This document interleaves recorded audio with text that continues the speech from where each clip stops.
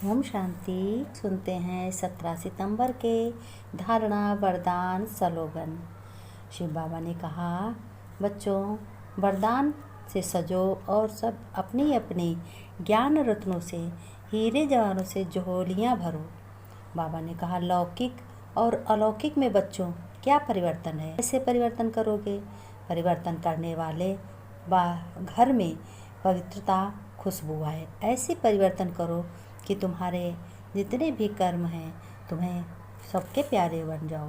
ऐसे कर्मों की खान लगाओ, ऐसे कर्म करो बच्चों, तुम लौकिक और अलौकिक में कुछ फर्क ही ना रहे।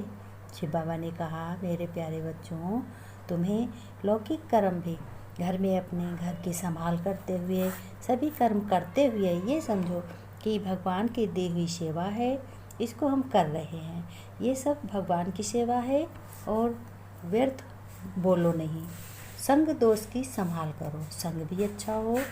स्लोगन में बाबा ने कहा, मन बुद्धि से बच्चों, मन बुद्धि से कमजोरियों को अर्पित कर दो। बाबा ने कहा, बच्चों अपने मन और बुद्धि से जो भी कमजोरियां हैं, जो भी परेशानियां हैं, जो भी टेंशन है, सब किसको दे दो? सब अपने शिव बाबा परम पिता भगवान को दे दो। भगवान भी है, तुम्हारा तो पिता है, पिता को जब दे दोगे। स्नेह ऐसी चीज़ है, बाबा ने कहा कि स्नेह तो याद किसको कहते हैं? स्नेह किसको कहते हैं? स्नेह भी प्यार को कहते हैं और याद प्यार की याद ऐसी चीज़ है जो की नहीं जाती है, अपने आप स्वतः ही आ जाती है। अगर शिव बाबा से प्यार है, उनके गुणों की महिमा करो, उनके बात को हर समय याद हो।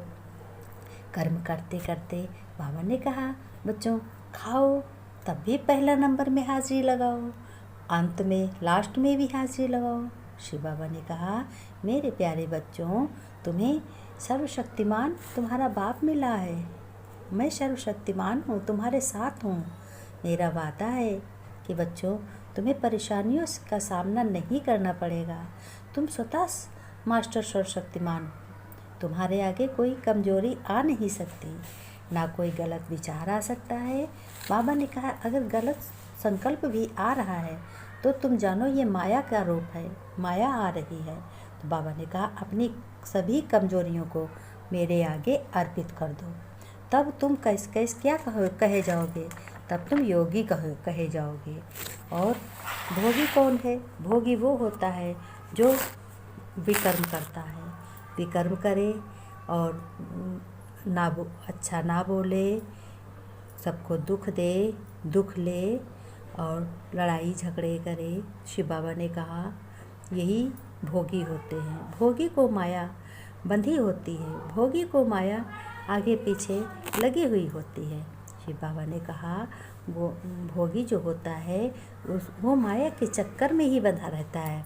और तुम बच्चे किसके चक्कर में बंधे हो? तुम अपने शिव परमपिता भगवान शिव बाबा परमपिता परमात्मा के चक्कर में बंधे हो।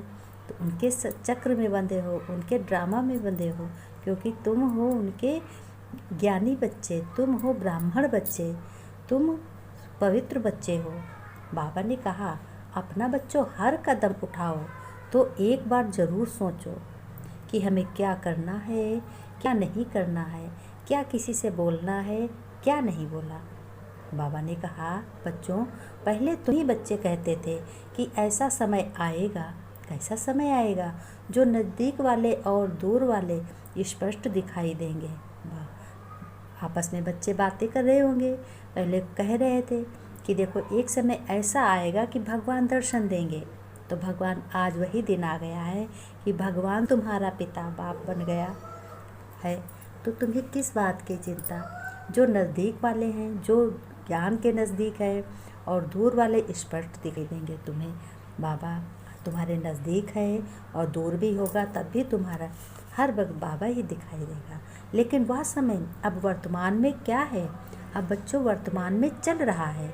जो दैवी परिवार की आत्माएं हैं वह तो समझ सकते हैं कौन कौन भगवान के समीप रतन है। बाबा ने कहा, कौन कौन समर्पित रतन है? जिन आत्माओं को समीप में आना होगा बच्चों, बाबा ने कहा, जिन आत्माओं को समीप में आना होगा वह भगवान को पहना रहे हैं, समीप आते जा रहे हैं। बाबा कहते भगवान पढ़ा रहा है उनको, वो पढ़ रहे हैं बाबा से, वो समीप आते जा रहे हैं। और जिनको बाप से दूर होना है तो उनकी परिस्थितियाँ भी उन्हें दूर करने में मदद कर रही हैं। उनके आगे वो सोचते तो हैं हम भी ज्ञान सुने, हम भी शिव बाबा की शरण में जाएं, हम भी बाबा के बच्चे बन जाएं, लेकिन उनके आगे ऐसी परिस्थिति आ जाती है, दिन भर कहते जाएंगे सुनेंगे सुनेंगे, फिर ऐसी परिस्थिति आ जाती है कि वो बिल्कुल उसी में बंध जाते हैं, उनको आने का टाइम नहीं मिलता है। माया ने उसको जकड़ लिया है। शिव बाबा ने कहा, परिस्थितियाँ उन्हें दूर करने में बहुत मदद करती हैं। वह चाहते हुए भी बाप के समीप नहीं रह सकते हैं।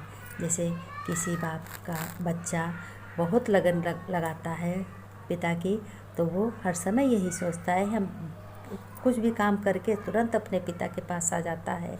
तो फिर बाबा ने कहा, अपने भविष्य को जानना अब कोई मुश्किल नहीं रहा बच्चों। अब तो तुम ज्ञानी बन गए, ब्राह्मण बन गए, पवित्र बन गए, और तुमको अब कोई भी भविष्य में अब नहीं जानना रहेगा, कुछ भी नहीं रहेगा।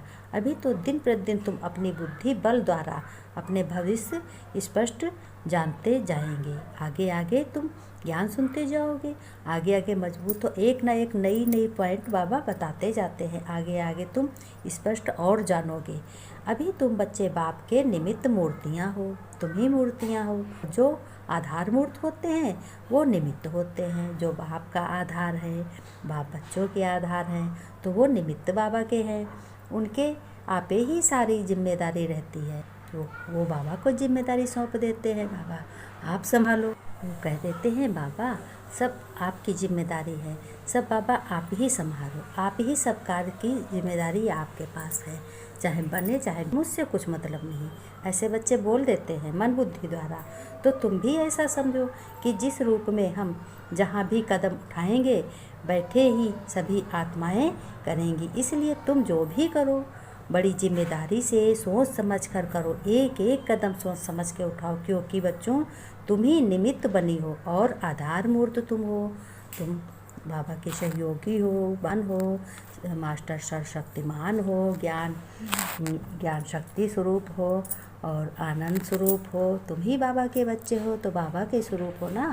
तो बाबा ने कहा, तुम बच्चों को घड़ी घड़ी यही बाबा को याद करना है। प्यारे बच्चों, मीठे बच्चों, याद प्यार, नमस्ते।